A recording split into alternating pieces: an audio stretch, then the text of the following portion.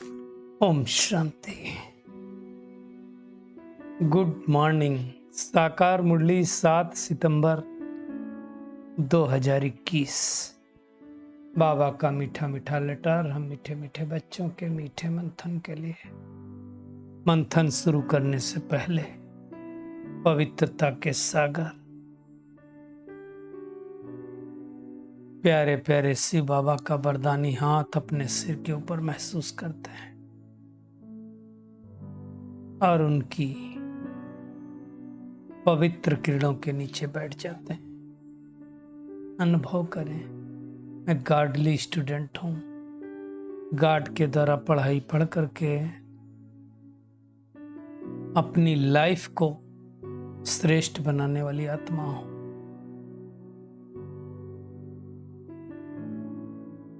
आज मीठे बाबा ने कहा, मीठे बच्चे तुम गॉड फादरली स्टूडेंट हो।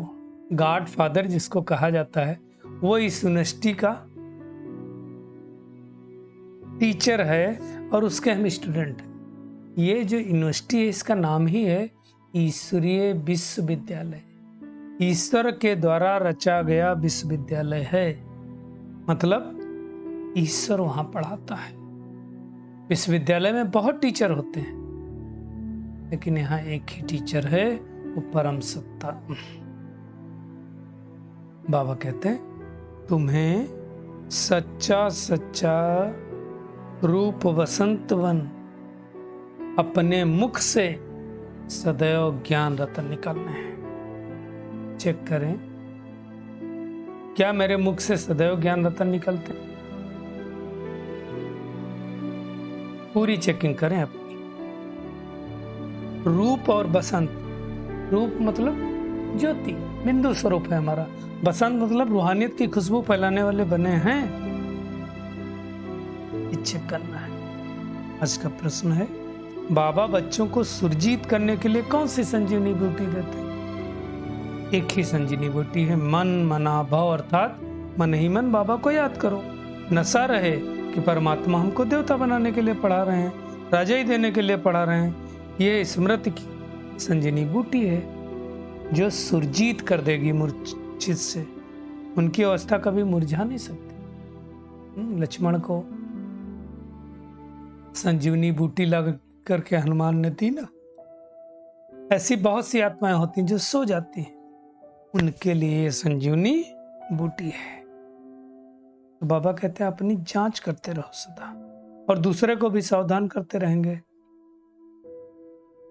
तो हमें अपनी सूक्ष्म चेकिंग करनी है कि मैं आत्मा कितना सुरजीत बनी हूं। एक कॉलेज है ना, जैसे दुनिया में कॉलेज होते हैं तो स्टूडेंट बैठते हैं, वैसे यहां भी स्टूडेंट बैठे हैं। वहां बैठते हैं इम्तिहान पास करने के लिए, यहां भी इम्तिहान पास करने के लिए बैठे हैं।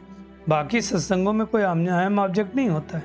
यहाँ अहम ऑब्जेक्ट है कि हम भविष्य की जन्मों के लिए मनुष्य देवता बन रहे हैं। ये निश्चय होना चाहिए। कितना निश्चय हो अपनी चेकिंग करें। बाबा कहते हैं तुम भी तो अपने को स्टूडेंट ही समझते हो ना। क्या स्टूडेंट समझते हैं? कि हम आत्मा हैं और इस शरीर द्वारा पढ़ रहे हैं। किस लिए पढ़ रहे हैं? देवी देवता बनने के लिए पढ़ रहे हैं। जब मधुबन में जाते हैं तो वहां तो घर गृहस्थ की कोई चिंता ही नहीं रहती। तो बाबा कहते हैं अब तुम घड़ी घड़ी चिंतन करो, चिंता नहीं चिंतन करो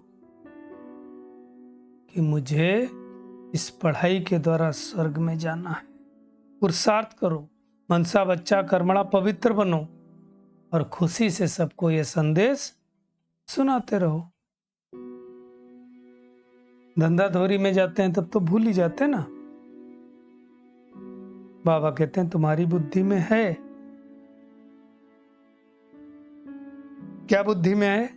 कि हमें परम पिता परमात्मा पढ़ा रहे हैं, हम उनके द्वारा पढ़ रहे हैं। सारी दुनिया तो नरकवासी है, हम नरकवासी थे लेकिन अब स्वर्गवासी बनने के लिए पढ़ाई पढ़ रहे हैं। सारा दिन ये नशा रहना चाहिए।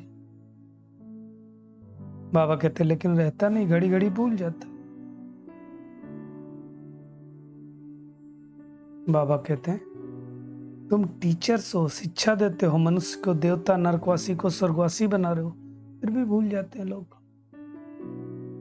इस समय सारी दुनिया आसुरी संप्रदाय है, हम बच्चे ईश्वरीय संप्रदाय बनने हैं, तो ईश्वर की मत पर चलना चाहिए। बाबा कहते हैं काम, क्रोध, लोभ, मोह, ये सब क्या है? ग्लानि करने की चीजें हैं, इसलिए इन ग्लानि की चीजों से दूर रहना है। सन्यासियों में बाबा कहते क्रोध तो रहते है ना, क्यों रहता है बताओ? क्योंकि वो खाते किसका? गृहस्थी का। और गृहस्थी क्या होता है? उनके अंदर तो सब विकार होते हैं। बाबा कहते जैसा अन्न वैसा मन रहेगा ही। तो इसलिए हमें बाबा बहुत जोर देते हैं कि अन्न शुद्ध सात्विक होना चाहिए, बाबा की याद में बना हुआ होना चाहिए, इसलिए हम तो जोर देते हैं ना, हम सब बच्चे।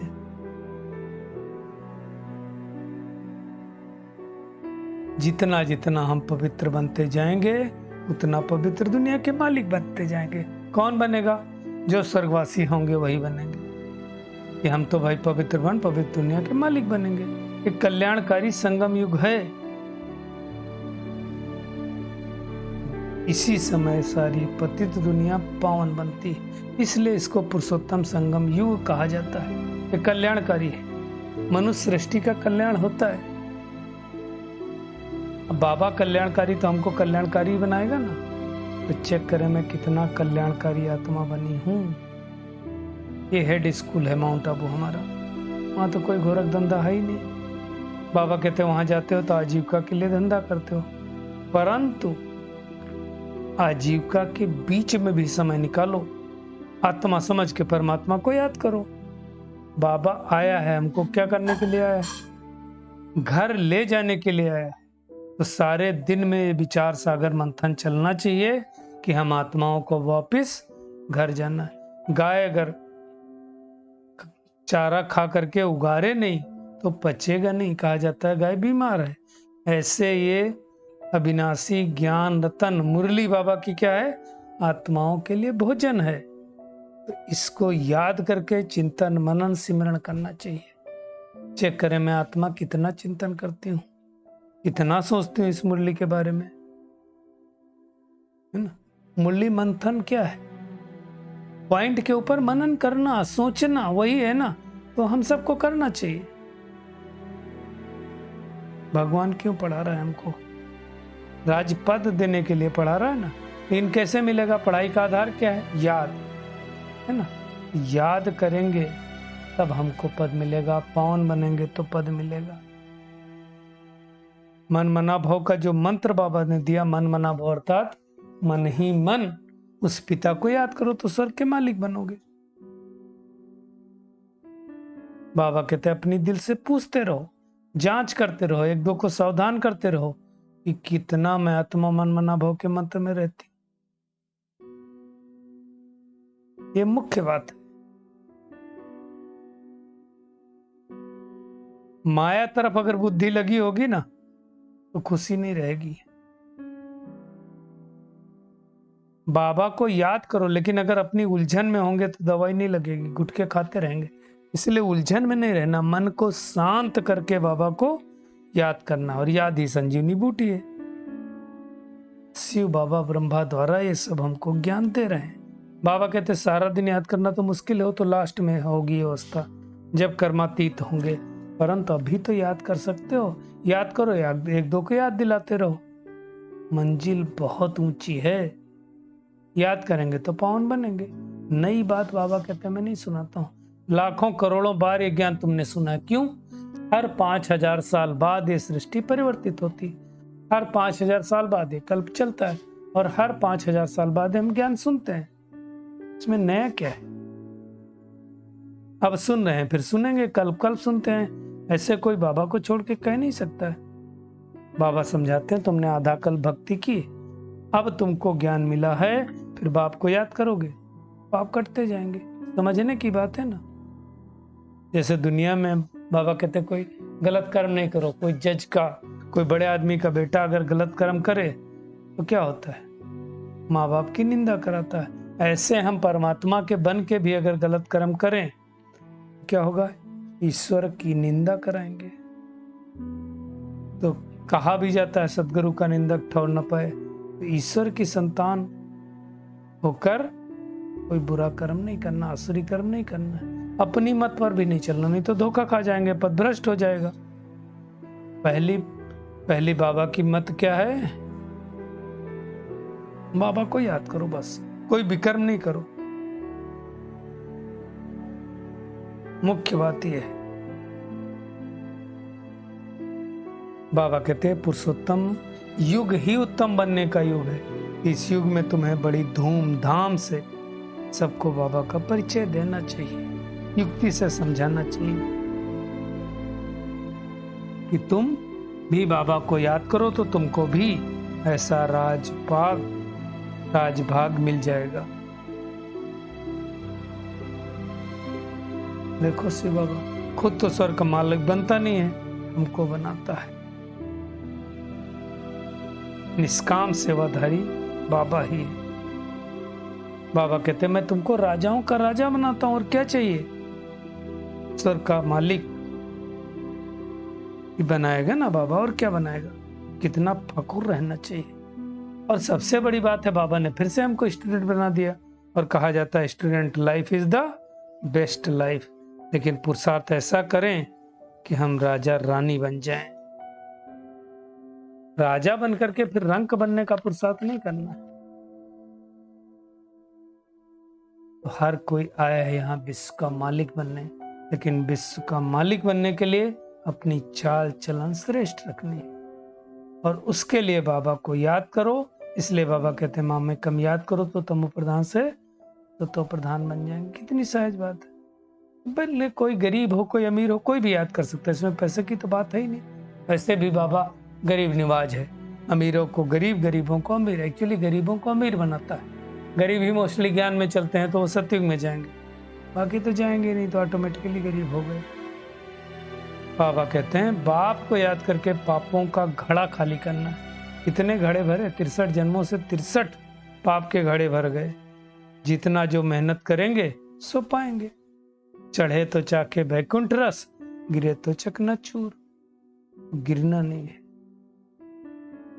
हरकती भी नहीं देना, नहीं तो गिर जाएंगे बाबा को, है ना।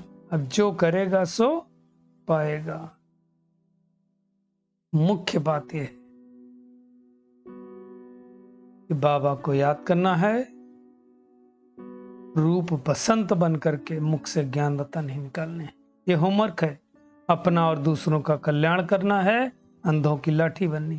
कोई उल्टी पुल्टी बात सुनाए तो उसको अलर्ट कर देना, सुनते हुए भी नहीं सुनना। मनसा वाचा कर्मणा पवित्र बनना है। हम गॉडली स्टूडेंट हैं, भगवान हमें देवता बनने की पढ़ाई पढ़ा रहे हैं, इसी खुशी में रहना है। आज का बाबा का सुंदर वरदान है, पावरफुल दर्पण द्वारा सभी को स्वयं का साक्षात्कार कराने वाले साक्षात्कार मूर्त भव। बाबा कहते जैसे दर्पण के आगे जो जाता है तो क्या होता है? खुद का ही साक्षात्कार हो जाता है। लेकिन अगर दर्पण पावरफुल ना हो तो रियल के बजाय दूसरा रूप दिखाई देगा, होगा पतला मोटा दिखाई देगा। तो बाबा कहते हैं ऐसे नहीं, पावरफुल दर्पण बन जाओ जो सभी को स्वयं का साक्षात्कार हमारे द्वारा हो। इतनी बड़ी बात बाबा ने कही। सामने आते ही सामने वाली आत्मा देह भान को भूलकर देही अभिमानी रूप में स्थित हो जाए, तब इसको कहेंगे सर्विस। तब इस सर्विस से चारों ओर जय जयकार होगी। स्लोगन है, शिक्षाओं को स्वरूप में लाने वाले ही ज्ञान स्वरूप प्रेम स्वरूप आत्मा है। हमें बाबा ने जो शिक्षाएं दी उनको अपने जीवन में अमल लाना है। चलिए परमात्मा किरणों के नीचे बैठ जाते हैं और महसूस करें मैं कितनी भाग्यशाली आत्मा हूं। भगवान ने अपना बच्चा बना दिया। मैं गॉडली स्टूडेंट हूं। मनुष्य से देवता बनने की पढ़ाई पढ़ने वाली कोटों में कोई आत्मा हूं। अंधों की लाठी बनने वाली आत्मा हूं। अपना और दूसरों का कल्याण करने वाली आत्मा हूं। भगवान हमें देवता बनने की पढ़ाई पढ़ा रहे हैं। इसी रूहानी नशे में स्थित रहने वाली आत्मा हूं। अनेक आत्माओं को संजीवनी बूटी सुंघाकर सुरजीत करने वाली आत्मा हूं। एक दो को बाबा की याद दिलाकर सावधान करने वाली आत्मा हूं। पावरफुल दर्पण बनकर के अनेक आत्माओं को अपने दर्पण के द्वारा परमात्मा साक्षात्कार कराने वाली आत्मा बन गई हूं मैं। तो आज सारा दिन अपने श्रेष्ठ दर्पण को देखते रहेंगे और यही अनुभव करेंगे, मैं पवित्र आत्मा हूं, मुझसे हर समय चारों ओर पवित्रता के प्रकंपन फैलते हैं। शुक्रिया मीठे प्यारे बाप दादा, शुक्रिया आप सभी का इस मीठे मंथन के लिए। ओम शांति।